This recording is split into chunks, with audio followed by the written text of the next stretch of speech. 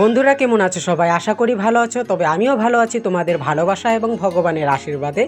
তবে জাস্ট আজ শুভ নববর্ষ, সকলকে জানাই আন্তরিক শুভেচ্ছা, অনেক অনেক ভালোবাসা।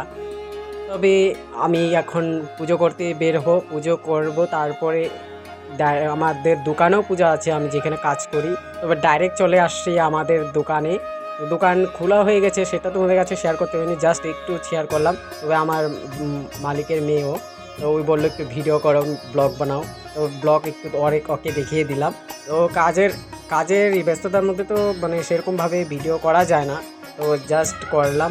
আর এদিকে আমি পুজো করার পরে আমি মোটামুটি 2টা-2:30 বেজে গিয়েছিলো।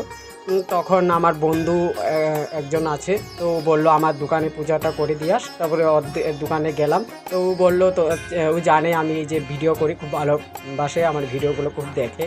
তো জাস্ট ওর দোকানে পুজো করতে বসে গেলাম। ও ভিডিও করতেছিল, যে বললো যে আমি ভিডিও করে দিই। তো ভিডিও করে দিল। তো আমারও খুব ভালো লাগলো। এরকম যদি হতো, যদি কেউ যদি এরকমভাবে ভিডিও করে দিত, তা আমি তোমাদের কাছে আমার এই ভিডিও সেগুলো তোমাদের কাছে শেয়ার করতে পারতাম।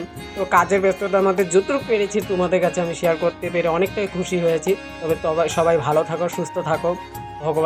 ভগবানের কাছে প্রার্থনা করি সকলে ভালো থাকুক, সুস্থ থাকুক, এই শুভ কামনা করি।